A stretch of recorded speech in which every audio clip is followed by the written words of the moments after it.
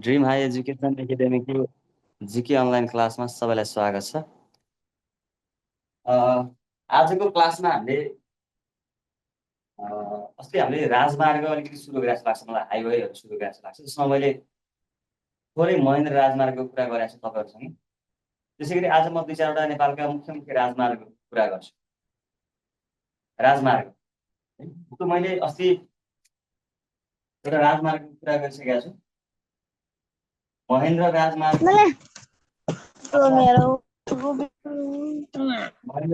अर्थात् पूर्व पश्चिम राजमार्ग। हेलो हजुर, त्यो म्युट गर्नु र सबैजना अदर डिस्टर्ब हुन्छ, मेसेजमा कमेन्ट गर्नुहोस्, म तपाईँको त्यहाँ हेरिहाल्छु प्रश्न के छ। महेन्द्र राजमार्ग कुरा गरेको थियौँ होइन। महेन्द्र राजमार्ग नेपालमा निर्माण सम्पन्न भइसकेको मध्ये सबभन्दा लामो राजमार्ग हो।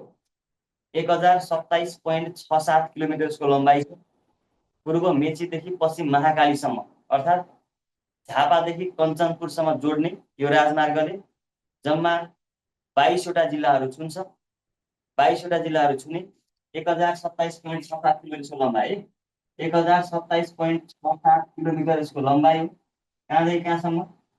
झापादेखि कञ्चनपुरसम्म है। झापादेखि कञ्चनपुरसम्म जोड्ने जम्मा कति जिल्ला छुन्छ?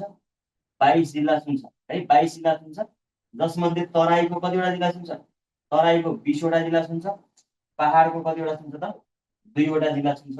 मतलब भनिसकेको छु, महेन्द्र राजमार्गले नछुने तराईको एउटा मात्रै जिल्ला भनेको पर्सा है। तराईमा जम्मा 21वटा जिल्ला छ। 21वटा मध्ये 20वटा जिल्लालाई छुन्छ, एउटा पर्सालाई मात्रै छुँदैन। यो सोधिराख्ने क्वेसन हो है। र पहाडका 2टा मात्रै जिल्लालाई छुन्छ, मकवानपुर र अर्घाखाँचीलाई छुन्छ। र राजा महेन्द्रले 2019 साल वैशाख 1 गते नवलपरासीको गैंडाकोटबाट यो राजमार्गको शिलान्यास गरेका थिए। यो राजमार्गको सबैभन्दा अग्लो भाग कहाँ हो? बाँके है। बाँकेको कुस्मा अर्थात् कुसुम पनि भन्ने गर्छ यसलाई। बाँकेको कुस्मा सबभन्दा अग्लो भाग हो भने सबभन्दा होचो भाग कहाँ हो त भन्दा यसको चाहिँ इटहरी सुनसरीको इटहरी चाहिँ यसको सबभन्दा होचो भाग हो भनेर मतलब अस्ति भनिसकेको छु। आज म थोरै रिभाइज मात्रै गराएको, मैले अस्ति लेखाइसकेको छु यो कुराहरू है। महेन्द्र राजमार्ग अर्थात् पूर्व पश्चिम राजमार्ग 1027.67 किलोमिटरको लम्बाइ छ। नेपालमा निर्माण सम्पन्न भइसकेको बनिसकेको मध्ये अहिलेसम्मकै सबभन्दा के त लामो राजमार्ग हो। योभन्दा लामो पनि बन्दैवाला छन्, बन्दैछन् होइन, तर बनिसकेको मध्ये सबभन्दा लामो यही हो। र झापादेखि कञ्चनपुरसम्म जोड्छ, पूर्वदेखि पश्चिम, पूर्व पश्चिम राजमार्ग पनि हो। जम्मा यदि कति जिल्लालाई छुन्छ? 22 जिल्लालाई छुँदो रहेछ। जम्मा 22वटा जिल्लालाई छुने रहेछ। त्यो 22वटा जिल्ला मध्ये तराईका कतिवटा जिल्ला? तराईका 20वटा जिल्ला। पहाडका कतिवटा जिल्ला? 2वटा जिल्ला। तराईमा चाहिँ जम्मा 21वटा जिल्ला छ। 21 मध्ये 20लाई छुन्छ, एउटा पर्सालाई मात्रै छुँदैन। पहाडको 2टालाई मात्रै छुन्छ। कुन कुन हो? अर्घाखाँची र मकवानपुरलाई मात्रै छुन्छ। र यसको सबभन्दा अग्लो भाग बाँकेको कुस्मा यसको सबभन्दा अग्लो भाग हो भने सबभन्दा होचो भाग चाहिँ इटहरी सुनसरी जिल्लाको इटहरी भनेको महेन्द्र राजमार्गको सबभन्दा होचो भाग पर्ने ठाउँ हो है। ल यो लेख्नुहोस्। मैले अस्ति पनि लेखाइसकेको छु, यो आज थोरै रिभाइज मात्रै गर्दैछु। म अब अगाडि बढ्छु।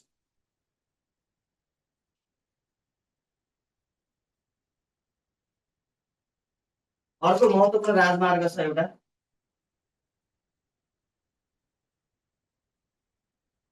पुष्पलाल राजमार्ग अर्थात् यसलाई के भन्छ त हामीले?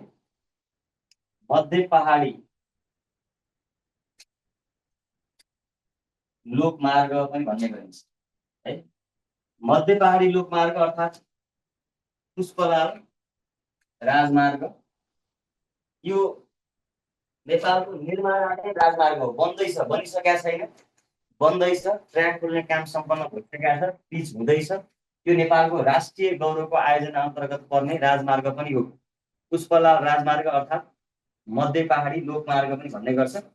यो राजमार्गले कहाँदेखि कहाँसम्म छुन्छ त भन्छ? यसले 5 थर है, 5 थरको चियो भन्ज्याङदेखि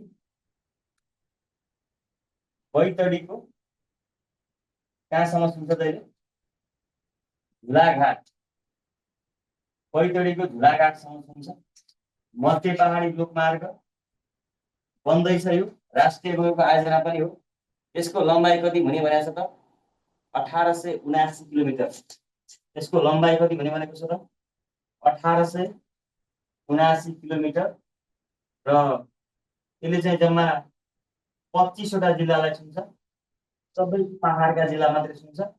र यदि यो राजमार्ग निर्माण सम्पन्न भयो भने यो राजमार्ग नेपालको सबैभन्दा लामो राजमार्ग हुनेछ है। 1879 किलोमिटर यसको लम्बाइ 5 थरको चियो भन्ज्याङदेखि बैतडीको झुलाघाटसम्म बन्ने हो। यो अहिले बन्दैछ, यो राष्ट्रिय गोरुको आयोजना पनि हो। यसले 25 वटा जिल्ला छुन्छ, सबै पहाडका जिल्ला छुन्छ र यो राजमार्गमा पर्ने विभिन्न 10 वटा नयाँ सहर बनाउने घोषणा पनि गरेको छ। अब अर्को राजमार्ग छ हुलाकी राजमार्ग है। हुलाकी राजमार्ग अर्थात् कोस्टल हाइवे भन्छौँ हामी। हुलाकी राजमार्ग पनि नेपालको राष्ट्रिय गोरुको आयोजना हो। यो राजमार्ग बन्दैछ, बनिसकेका छैन। यसले पनि पूर्वदेखि पश्चिम नै जोड्छ है। यसले कहाँदेखि कहाँसम्म जोड्छ त यसले पनि झापादेखि कञ्चनपुरसम्म जोड्छ। 2004 सालदेखि नै यो चर्चामा आएको राजमार्ग हो, तर पनि अहिलेसम्म बन्न सकेको छैन र यो राष्ट्रिय गोरुको आयोजना अन्तर्गत पर्छ हुलाकी राजमार्ग। यसको लम्बाइ कति हुने भनेको छ त भन्दा यसको लम्बाइ चाहिँ 1857 किलोमिटर। 1857 किलोमिटर यसको लम्बाइ हुने भनेको छ है। 1857 किलोमिटर हुने भनेको छ। यसले पनि के गर्छ त भन्दा 21 जिल्ला छुन्छ। 21 जिल्ला छुन्छ अर्थात् तराईका सबै जिल्ला छुन्छ है। तराईका सबै जिल्ला छुन्छ, पहाडका कुनै पनि छुँदैन। 21 वटा तराईका सबै जिल्लालाई छुन्छ हुलाकी राजमार्गले। हुलाकी राजमार्ग राष्ट्रिय गोरुको आयोजनाभित्र पर्ने राजमार्ग हो। हुलाकी राजमार्ग पनि मध्य पहाडी लोकमार्ग अर्थात् पुष्पलाल राजमार्ग पनि है।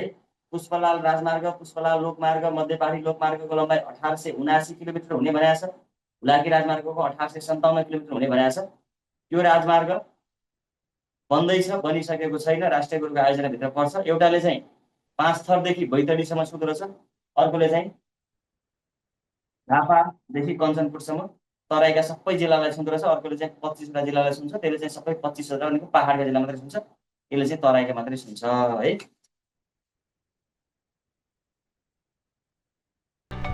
समयमै तयारी कक्षामा जोडिनको लागि दिएको नम्बरमा सम्पर्क गर्नुहोला। हाम्रो नम्बर रहेको छ 0153315539851151957957 Dream Higher Education Academy, Bagbazar, Kathmandu. धन्यवाद।